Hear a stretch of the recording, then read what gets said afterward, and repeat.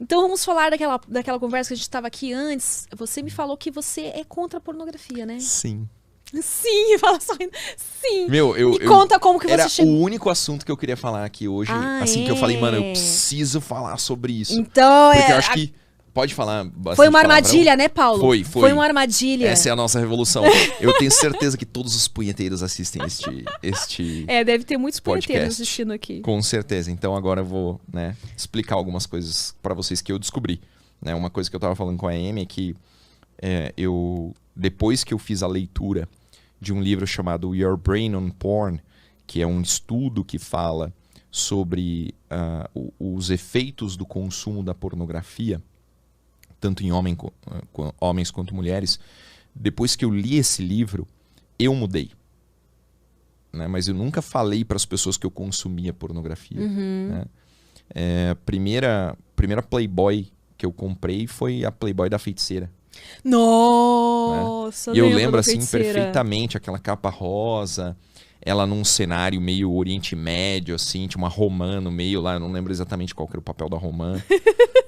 Mas isso, né, eu consumi pornografia, né? Eu tinha Playboy, tinha revistinhas e tudo mais, mas a pornografia por vídeo, ela só chegou na minha casa depois que eu tivesse essa internet, com 18 anos de idade. Então, de certo modo, quando a gente analisa a intensidade do estímulo provocado pela foto, comparado com o estímulo provocado pela vida real, não tem comparação. A vida real é muito melhor. Sim. Né?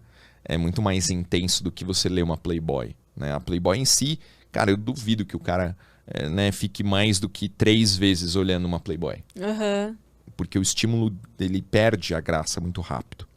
E aí, no livro, primeiro ele fala sobre isso, sobre não é a pornografia em si, porque a pornografia sempre existiu, a nudez sempre existiu, as imagens eróticas sempre existiram.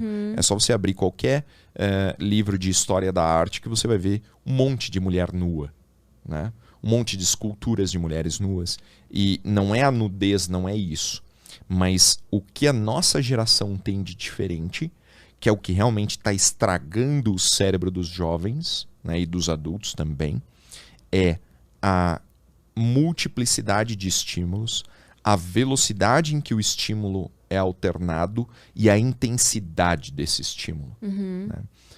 Quero mandar um super abraço aqui para o Miguel Soriani, é um grande amigo meu. Ele esteve aí conosco no Projeto Policial, fez o curso de tiro domingo passado, a gente falou sobre isso. E ele fala, ele trabalha muito com o vício na pornografia, e ele fala que a intensidade do estímulo é tão grande que faz com que os homens percam o contato com a realidade sexual. Então, com o consumo da pornografia e a masturbação, tem um momento em que o cara não vê mais prazer e satisfação em ter uma mulher. Ou ter uma mulher ter um homem. Mas aí é o ponto do vício, né? Não, aí já é o ponto que estragou a cabeça. Já passou do... Já passou do ponto do vício. Entendi. O vício é quando você começa a consumir e aquilo começa a te estimular mais do que a vida real. Mas os efeitos são muito sérios. Né? Então o cara, ele não consegue mais alcançar o orgasmo com um homem e uma mulher. Aí tem que ter 2 mulheres e um homem. Né? Ele sobe o nível. Aí ele se acostuma com aquele nível de estímulo. Ele sobe o nível. 2 homens e 2 mulheres. Mais alguma outra coisa radical. Mais alguma outra coisa radical. E, o cara deu ali 6 meses, 1 ano, o cara tá consumindo pornografia absolutamente bizarra. Mas isso não acontece com todo mundo, né? Eu não sei. Não aconteceu com você. Não, eu sei que... Tá, tudo bem, tem essa parte importante que você falou. Você começou a ter contato com isso só a partir dos 18 anos. E eu concordo que antes dos 18 anos não é. Tanto é que eu, como eu falei pra você aqui nos bastidores, apesar de trabalhar com isso, eu não assistia filmes. Mas é porque a gente e é da mesmo mesma eu geração. batendo a minha siririca em casa, tipo, eu consigo ter na minha mente, eu consigo... Limitar. Não, eu consigo ter fantasias na minha própria mente sem precisar estar olhando para algo. Eu acho que isso faz falta. Talvez esses jovens que fiquem consumindo isso, eles não consigam ter esse estímulo, tipo uma fantasia deles, que nasça deles e não... É o problema do consumo muito jovem, né? É o que a gente falou. Porra, hoje o primeiro contato com pornografia é com 4 ou 5 anos de idade. Nossa, isso eu acho Aí você bizarro, pensa, bizarro. Desde essa tenra idade, o referencial de estímulo sexual passa a ser a pornografia, que é absolutamente diferente da realidade. Sim. Mas você não concorda também que até campanhas publicitárias, até novelas, claro, tudo, com né? certeza. Isso já não, estimula. A hora que eu comecei a perceber que eu estava hiperestimulado, então assim, o estímulo normal de um relacionamento homem-mulher, né, é aqui. É nível, por exemplo, nível 100. Tá? Isso é o que é ter um relacionamento com uma mulher. O que a gente vive é muito acima disso. Então a gente está o tempo todo no Instagram. Pode abrir o seu Instagram agora que vai ter coisas sexualizadas. Vai ter mulher com corpo escultural, homem com corpo escultural. Mas isso é o que mais tem. Mas não era assim. Cara, não. Se você pensar agora, né, como era a feiticeira. Pensa na feiticeira. Mas como era lá naquela Playboy. Corpo saradão. Se você abrir a Playboy dela agora, você vai achar ela normal.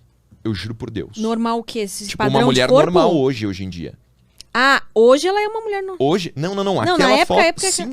Se você olhar hoje, comparar ela hoje... Eu tenho a imagem que ela tinha o abdômen definidinho. Mas a imagem que eu tinha na minha cabeça era de uma mulher super gostosona. Super voluptuosa.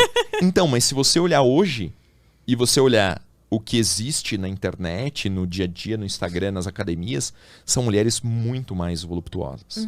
Não tinha preenchimento de lábio. Isso é verdade. Não tinha silicone na bunda.